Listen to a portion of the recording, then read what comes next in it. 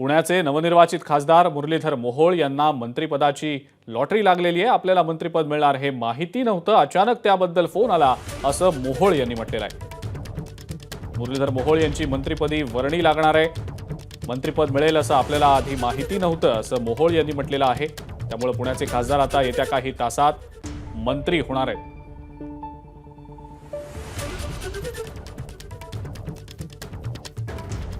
पुण्याचे खासदार मुरलीधर मोहोळ सध्या माझ्यासोबत आहेत. आत्ताच ते नरेंद्र मोदी यांच्या घरातून बाहेर आलेले आहेत. तुम्हाला पहिले तर फोन आलं आणि आत्ता तुम्ही आतमध्ये अर्थातच चहापान करून आलेला आहात. काय भावना आहेत, काय सांगण्यात आलंय तुम्हाला?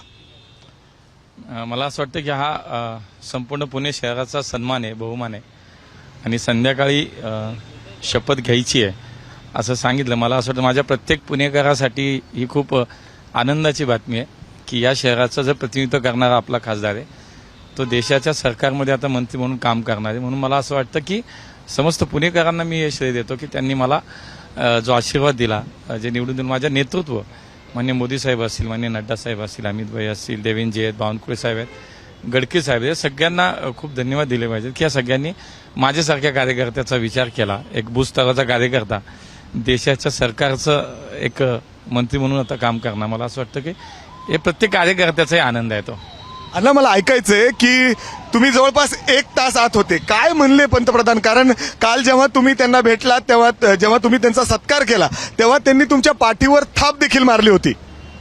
हे आता खूप सगळ्यांशी प्रत्येकाशी ते बोलत होते आणि कैसे हो पुणेकर, मला असं वाटतं की हा एक मोदीजींचा शब्द आणि पुढच्या कामाला काही निश्चितपणे तासभराचा एक संवाद होता. त्यांनी मार्गदर्शन केलं, काही सूचना केल्या, त्यामुळे पुढच्या काळात मनापासून काम करायचंय एवढंच.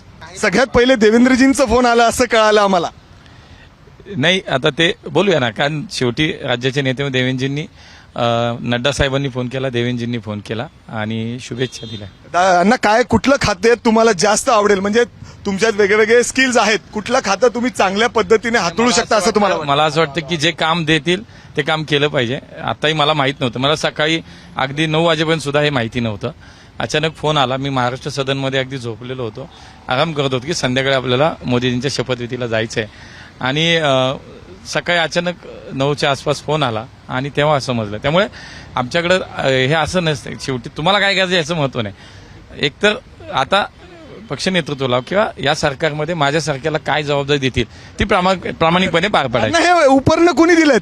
हे आतमध्ये आम्हाला सगळ्यांना दिलं. कुणी नाही, आम्हाला आज स्वागत करतानाच आज पीएमओ हाऊस मधल्या काही मंडळींनी सगळ्यांचं स्वागत करत होते तेव्हा ते दिलेलं. बरं अण्णा, मला सांगा, आईचा देखील फोन आला, आई देखील भावूक झाले होते. आईला बोलवलंय. कधी येणार आहेत? पोचतील आता. म्हणजे शपथविधीच्या वेळेस कोण कोण उपस्थित राहणार आहेत? आई आहे, पत्नी आहेत, मुली आहेत. पुणेकरांना आतापर्यंत न्याय मिळाला नव्हता, तुमच्या रूपाने न्याय मिळाला असं म्हणता येईल? मला असं वाटतं की 30 वर्षानंतर पुणे शहराला हे मंत्रिपद मिळतंय, त्यामुळे पुणेकरांचा बहुमान आहे, पुणेकरांचा सन्मान आहे. अण्णा, पण तुम्ही पहिल्यांदाच निवडून आला खासदार म्हणून आणि थेट मंत्रिपद. तेच मला माहित नव्हतं ना असं काय होणार आहे, ते झालं. चला.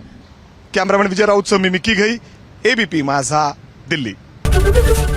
एबीपी माझा, उघडा डोळे बघा नीट.